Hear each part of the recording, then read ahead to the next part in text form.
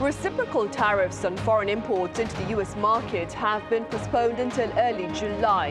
And as American trade partners here in this part of the world seek to seal related deals, some are making note of the discrepancy in strategy to addressing the threat of higher U.S. import duties. With more on Press Perspective today.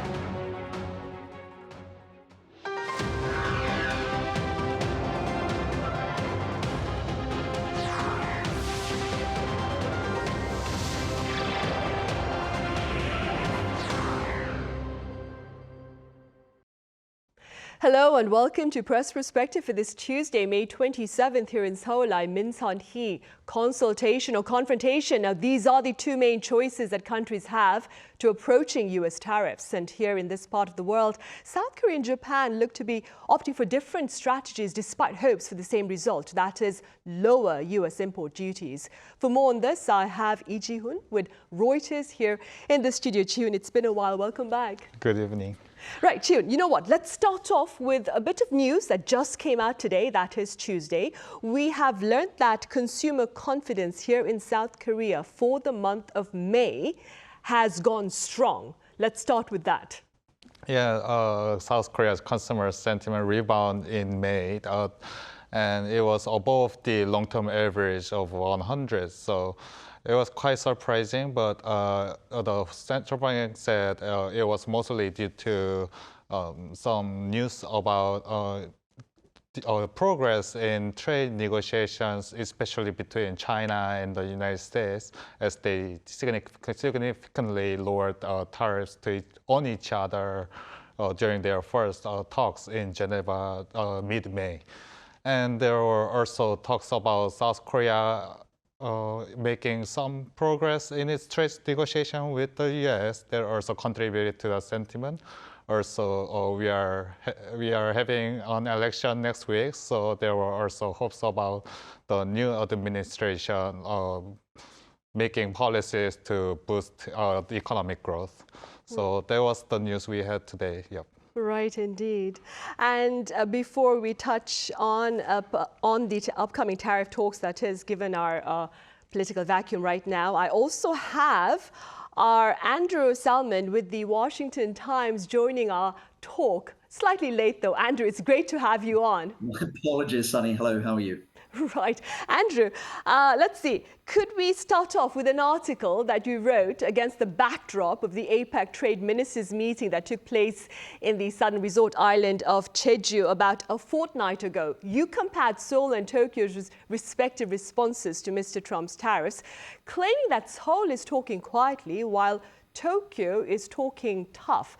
Let's begin with your thoughts regarding Seoul's response. So we're looking ahead to some tangible concessions to the US, do you think?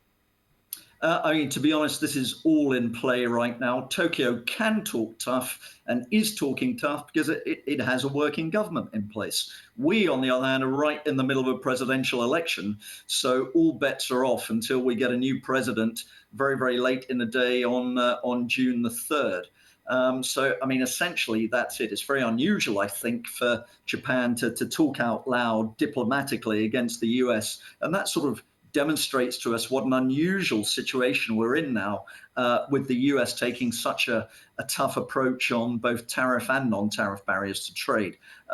Normally, I think Seoul will be expected to talk back with equal or greater volume than Tokyo. This is the diplomatic culture. But because we don't have a government with a mandate to lead, because we're in the midst of a presidential election, I think Seoul really doesn't have, I mean, de jure it has, trade ministers and an acting president, but de facto, everybody knows that real policy can't be mandated until the presidential election. Right. Andrew, with regard to Tokyo's response to U.S. tariffs, you underscored Japanese Finance Minister Katsunobu Kato's remarks about Japanese holdings of $1.3 trillion worth of U.S. treasuries. Could you explain the relevance of that particular reality? And do you see Mr. Trump caving in? Yeah, I mean, this is fascinating. I mean, for decades now, people have been warning that the overseas sales of US treasuries are offering leverage to, competitors and enemies. Now, Japan is a competitor. It's certainly not an enemy of the US, but it's the largest single holder of US treasuries on earth. It's ahead of China in that sense. Now, of course, if Japan did actually take action and start releasing treasuries onto the market, bringing those prices down, that is going to hurt America, but it's also going to hurt Japan. They will be seeing their own assets devalued. So I think this is more, to use Trump's term, this is a card on the table. It was very, very interesting. The minister said nothing further than just reminding the US that the Japanese do hold this massive amount of treasuries of US national debt. So the threat there is very, very implicit, not explicit. I'd be extremely surprised if the Japanese did actually pull the trigger and start, dissolving its holdings of treasuries, because as I said, that's going to hurt America, but it's also going to hurt Japan. And that will add, yet another element of risk, chaos to an already very, very dangerous, very perilous, very unpredictable global trade regime. But the magnitude of this situation, or the gravity of the trade situation, is such that we have the Japanese, who diplomatically normally speak sotto voce, are actually saying this in public. Right. Meanwhile, back here in Korea, Ji-hoon, there has been talk about the need for more time by the Liberal Party candidate to ensure a productive tariff deal between Seoul and Washington. Could you tell us a bit more? Yep. President candidate Lee Ji-hoon of Democratic Party said over the weekend that the deadline of July 8th for the tariff negotiation should be reconsidered.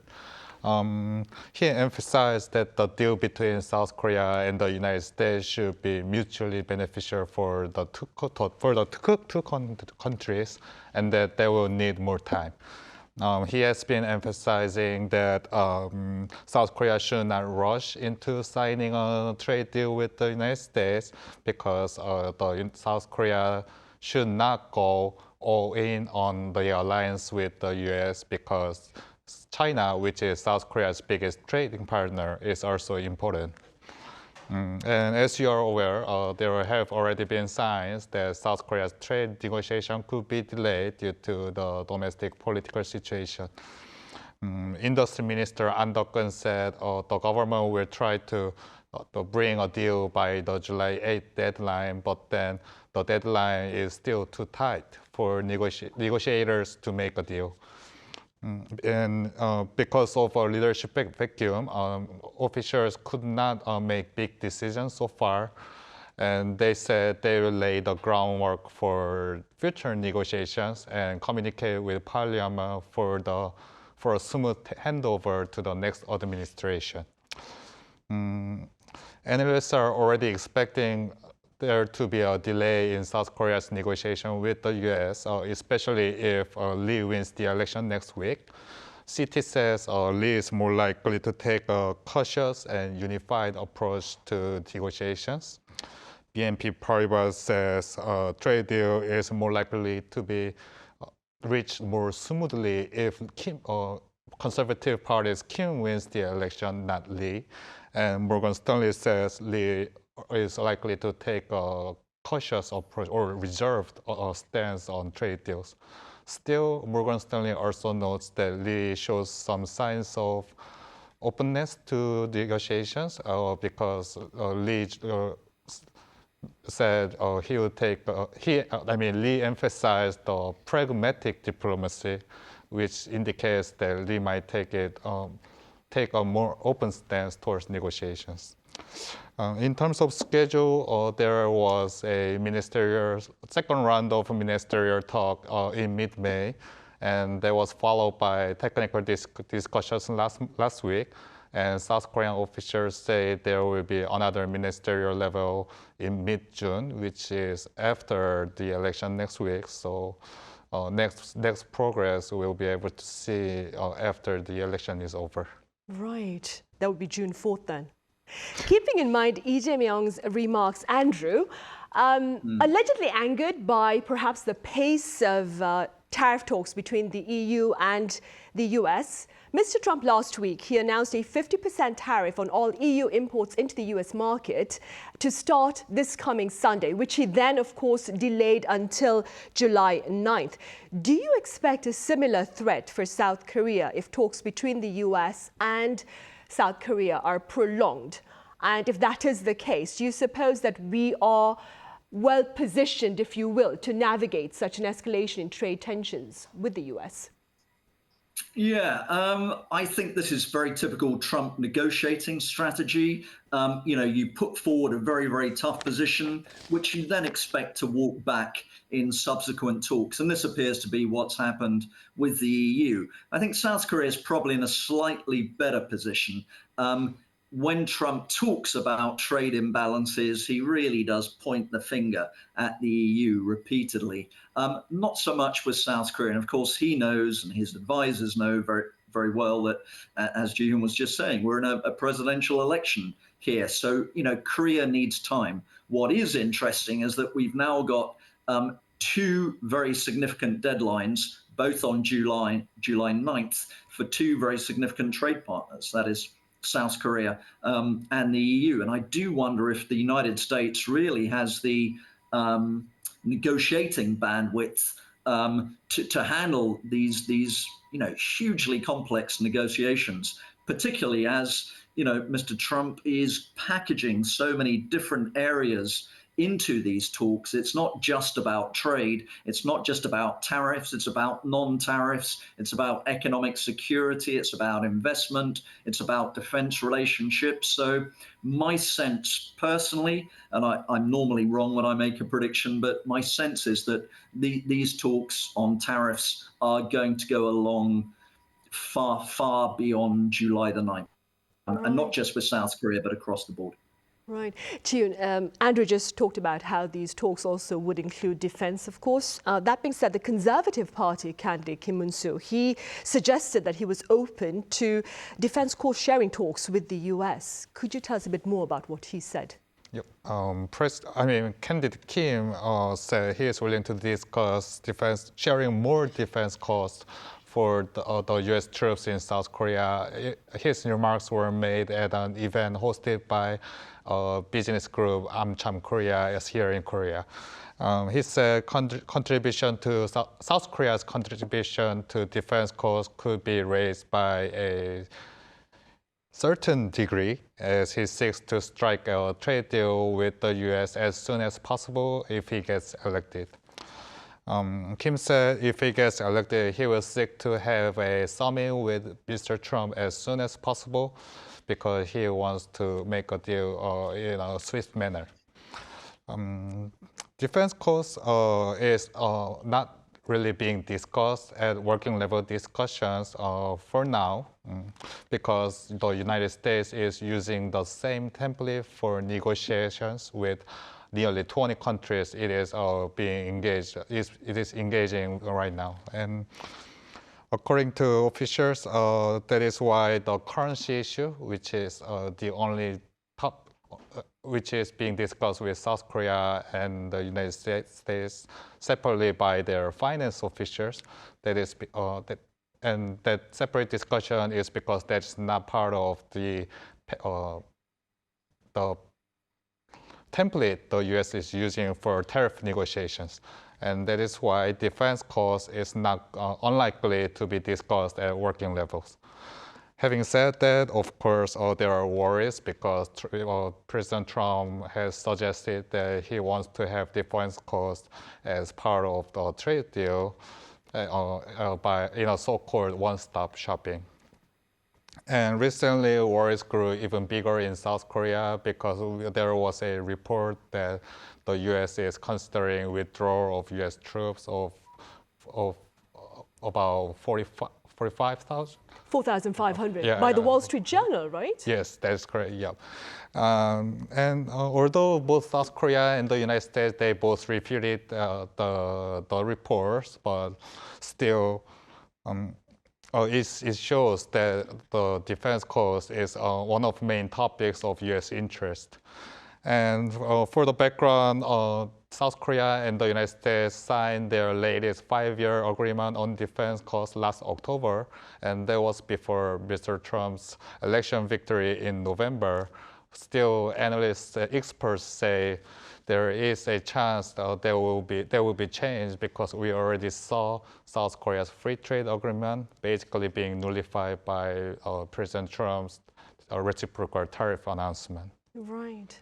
And against this backdrop, Andrew, some critics, they've cautioned against linking the tariff campaign to regional defense, citing the potential negative impact on America's image as a reliable security partner. What have you been hearing on the ground, Andrew?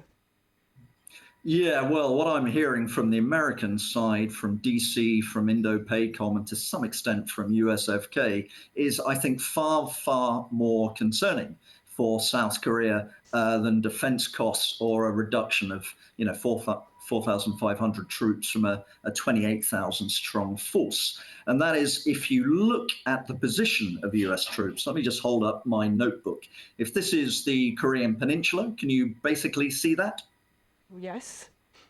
If this is the Korean Peninsula, this is Seoul, this is Pyongyang, this is the DMZ down the middle. Traditionally, US troops were postured just below the DMZ.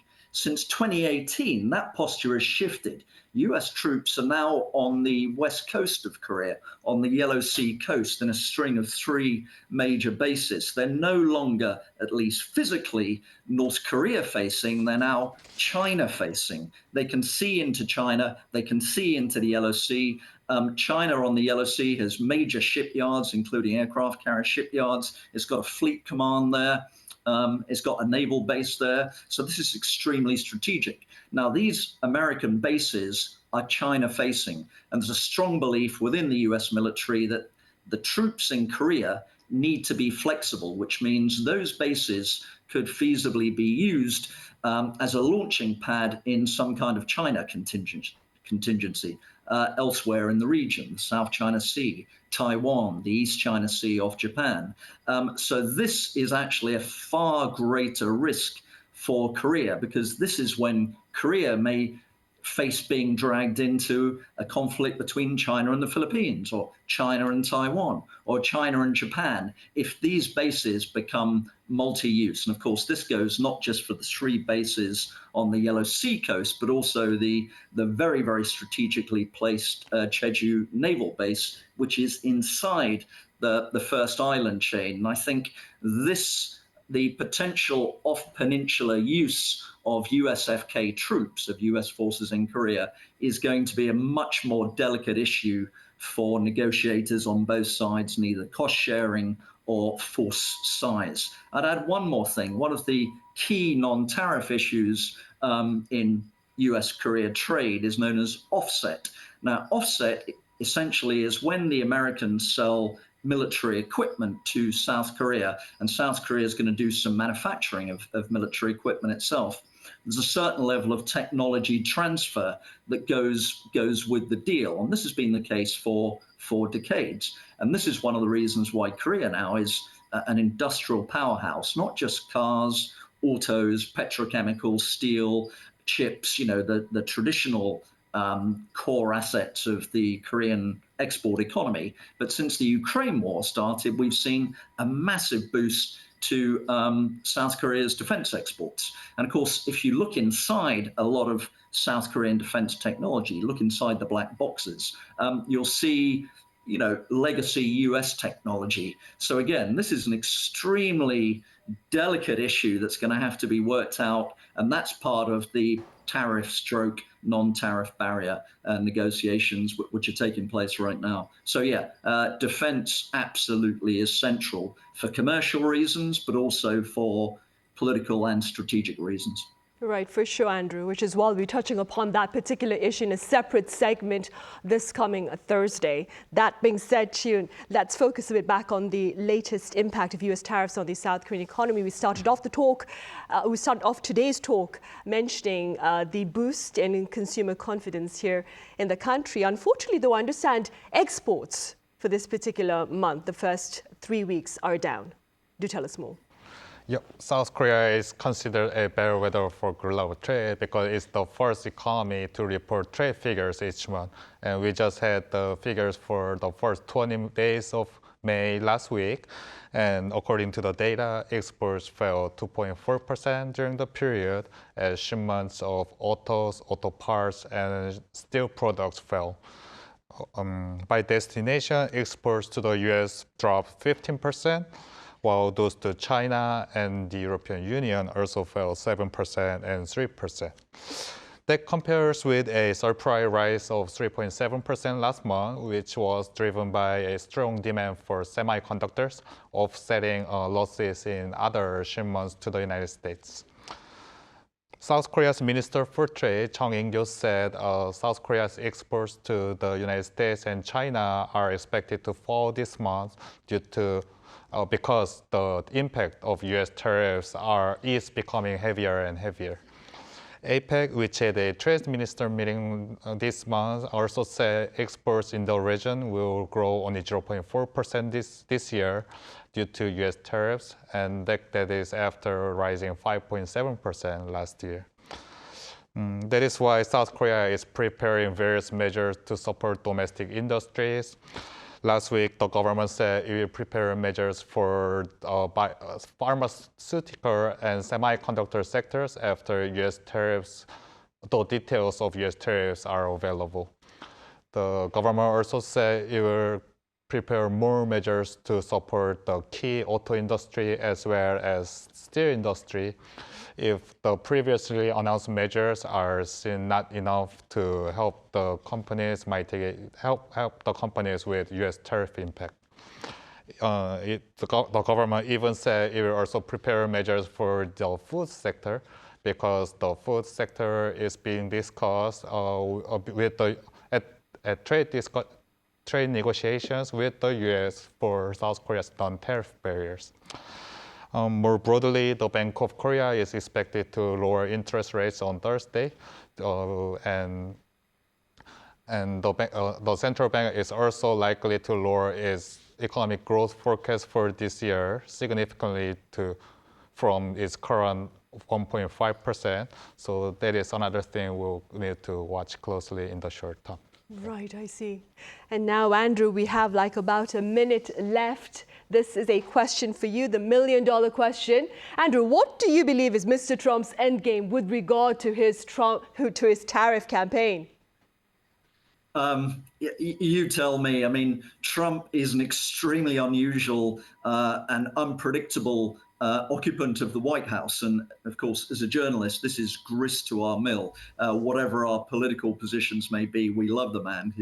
He generates so much news. I mean, on the face of it, he's clearly trying to reshore manufacturing into the US and get a better trade deal, better balance of payment situation for the US. Of course, this is hugely problematic for countries like Japan, for South Korea, for Taiwan, which have for decades had enormous trade surpluses with the United States and have benefited from being offshore to the US. So, you know, we're possibly entering a new era, but on the converse of that opinion, maybe this is all just bluster. He just wants to get slightly better deals for America. He wants to just bring in a few $1 billion more of investment, and this is not going to be a ground-shaking, world-shaking rebalance of the global economic order. But of course, once you climb upon the tiger's back and it start running, it's difficult to dismount. So, you know, we're in, I'm tempted to say, unprecedented territory here.